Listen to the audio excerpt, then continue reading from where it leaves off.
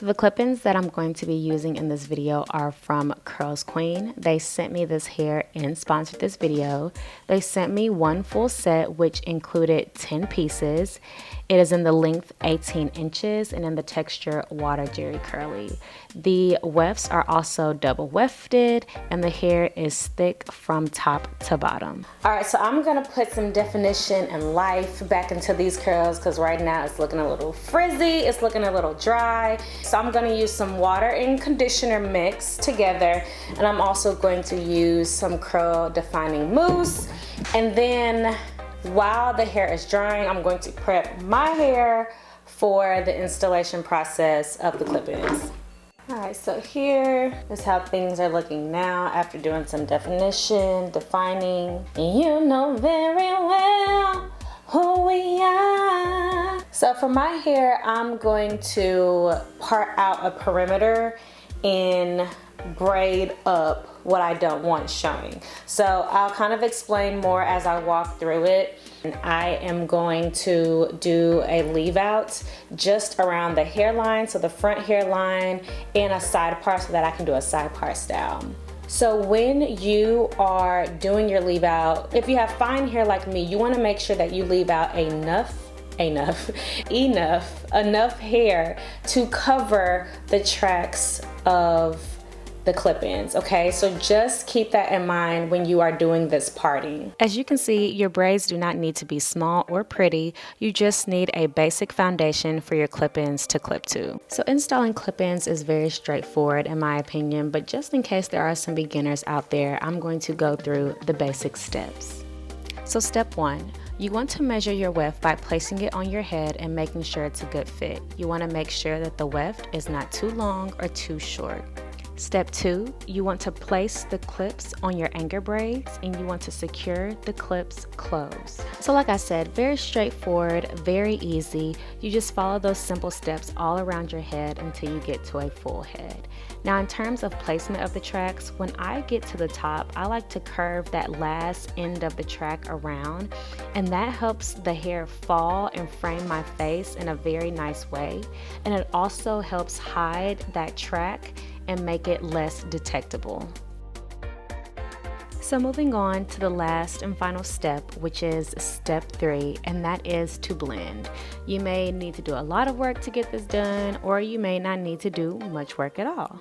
So what I chose to do was take some Eco Styler gel and rake that through my hair and finger smooth to define my natural curls.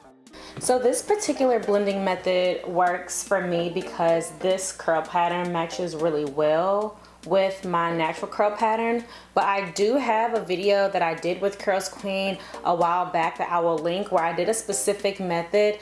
That method is perfect because it's heatless. Although it does take some time to dry, I think it's completely worth it. Right now what I'm doing is just taking some of the gel and just doing some finger smoothing to define some of the curls and elongate some of the curls. And I'm not putting this all over the hair. I'm mainly focusing on like the ends in the middle of the hair. So this is the gel that I'm using, y'all. As y'all can see, the entire name is rubbed off. I think it's the Eco Styler black castor oil and flaxseed. I'm not sure. And that is it. Like, clip-ins are such an easy way to add length and add volume to your natural hair. I know all the rave right now is tape-ins, but I cannot get into it, and I don't understand why you would want to go through such a tedious process that can be damaging to your hair when this is much more simple. So this is just a quick way to get a wash and go look. I'm also going to show y'all how to do a half up, half down look. Ooh, my hair is looking so dry and so crunchy right now, but y'all know that is nothing to a natural. We can go from looking dry and crunchy to hydrated and moisturized real quick. So I'm just separating how much I want up and how much I want down for this style. Then I'm just going in with some edge control and some Eco Styler gel so I can get it real slick down. And the easiest way to do this is do it just like an extended ponytail. Don't leave any of your hair out because that's just more work, more blending for you to do. What you're going to do is braid your hair all the way to the end and put a little rubber band on the end if you need to. Now for the back, I'm just gonna plait that up, put it in a ponytail, and put the clip-ins right over that. You know why? Because it's less work for you and nobody's gonna be able to tell. So you want to follow the exact same simple steps that I gave y'all earlier, where you're going to curve the ends of the track upward so that they cover the ends of the track, and you're just going to secure those clips down into place. So like I said, this is just like an extended ponytail, except there's no sewing involved. So no sewing involved means less work for you. So you're just gonna wrap the track around the ponytail until you get to a clip.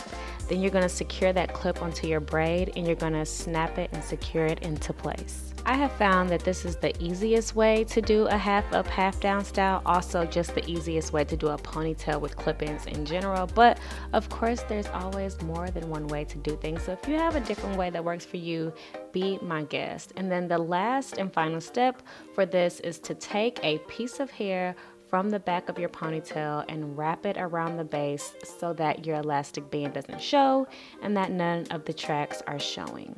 And that's it. You've got a half up, half down style in a nick of time. So thank y'all so much for watching this tutorial. I mean, look at all that kinky, curly goodness. I will put all the information about these clip-ins down below. I do have a code for you to get a discount. And of course, thank you so much for watching, and let me know if you have any questions. Until next time.